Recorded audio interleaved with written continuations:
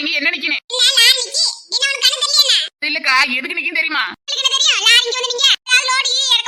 அதே இல்ல இல்லத்தையத்த இருக்குல்ல அவங்க மவ விசேஷம் வச்சிருக்காவலாம் காது ஊத்தி அதுக்கு லாரி வந்து நிக்கி போனோம்னா நல்ல கறி சோறு நல்லா புடி புடின்னு புடிச்சிட்டு வந்துடலாம். எத்தனை முறை தான் உனக்கு சொல்றது? இல்லத்தையத்த அவளுக்கு விசேஷம் வச்சிருக்காளாம் அதுக்கு போலான்னு சொல்றேன். போதுமா சொன்னது இன்னும் புரியலையா? இப்படி கேட்டுட்டா குடுத்ததுனாலதான் நானே கிளம்பி வந்திருக்கேன். அவனையும் மறந்துட்டு வராம இருந்துருவீல உங்களுக்கு போன போட்டு வர சொன்னா இப்படி முடிச்சிட்டு இருக்கீங்களே. இல்லது நான் நல்லா பாத்துக்கா செவ்வாய்க்கிழமை தானக்கா?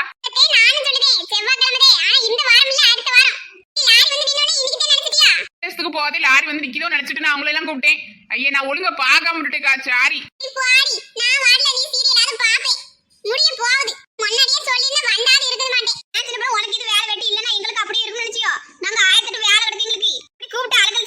சாரி நீ போயிட்டு நல்லா தின்னுட்டு தூங்கதே போற. இது உனக்கு வேலையா?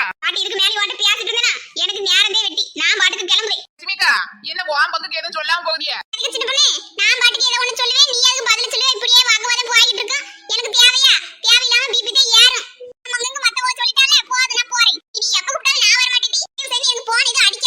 கடவுளே பத்திரிகையில பேர பார்த்தேன் ஊரை பார்த்தேன் கிளம்பிய பார்த்தேன் இந்த தேதியை பார்க்க மறந்து விட்டேனே. நல்லா கறியும் சோர்மா நல்லா சாப்பிட்டு வரலான்னு நினைச்சேன். என் நினைப்பு இப்படி பண்ணா போச்சு. செய்ய நான் சமைச்சதுவே இன்னைக்கு நான் சாப்பிடணும்னு இருக்கு போல. யாரும் அவ வீட்டுக்கு போயிட்டாலுவே நாமளும் போவோம். இது நான் காலையில அவ்வளவு போராட்டம் செஞ்சு வச்சிருந்தேன் அப்படியே கிடையாது யாருமே சாப்பிடலையோ. எத்தே எத்தே ஒரு சுத்தத்தை காணா. சரி வீட்டுல எங்க இருக்கான்னு போய் பாப்போம். இல்ல யாரையும் காணலையே. சரி போன வாட்டு போட்டு பாப்போம். போகும்போது எங்க போறேன்னு சொல்லிட்டு போவேணாமா? என்னது சமைச்சது அப்படியே எடுத்து சாப்பிடல நீங்க?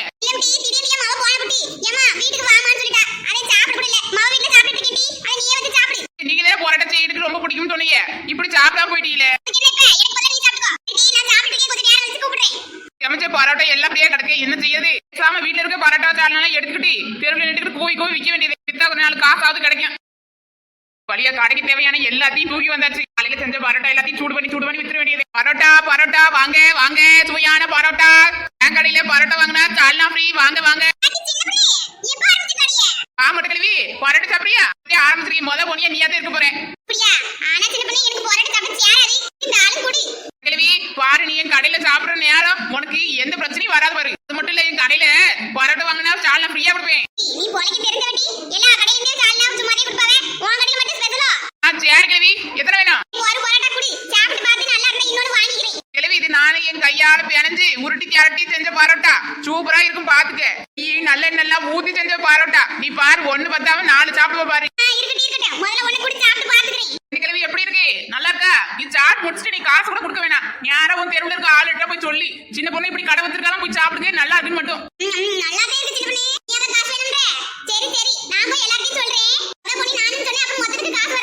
அப்படி ஒண்ணு இருக்கோ மறந்துட்டேன் கிழவி. சரி வேணும்னா உனக்கு ஒரு 3 ரூபாய் குறைச்சு தரேன். கிழவி இன்னொன்னு வேணுமா?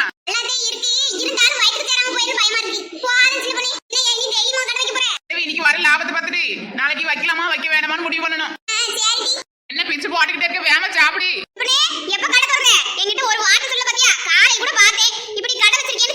ஆமா நான் இப்பதான் 10 சென்ட்ல இடத்த வாங்கி ஹோட்டலுக்கு வந்திருக்கேன். அதுக்கு ஒண்ணு கூப்பிடல வேற உனக்கு சடவா இருக்கும். நானே தெருவில் வச்சு வித்துட்டு இருக்கேன். இதுக்கு இது எப்ப கடை திறந்து கேட்டுட்டு இருக்கா. வேலை இந்த வாசலுக்கு சொந்தக்கார வைக்கா சரி வச்சு கொட்டின்னு சொல்லிட்டாவ. இல்லன்னா இங்கேயும் வைக்க முடியாது. ஆளுக்கு முதல்ல வந்து ஓசையில் எல்லாத்தையும் சாப்பிட்டு போலாம்டா.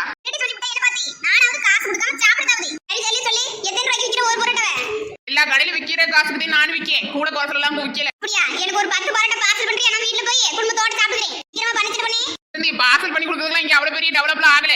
இங்க தானே இருக்கு வீடு. ஒரு பாத்திரத்தை எடுத்துட்டு வா நான் அதுல வச்சு தாரேன். நீ வாய சும்மா இருக்க மாட்டியா? ஏன் இருக்கிற கடைக்கு பூட்டு போட்டுட்டு போயிருவ போலியே. வாங்கணும் பட்டு என் கடை நாசமா போகுது. அப்புறம் என்ன பேசிட்டு இருக்க? போய் ஒரு பாத்திரத்தை எடுத்துட்டு வா.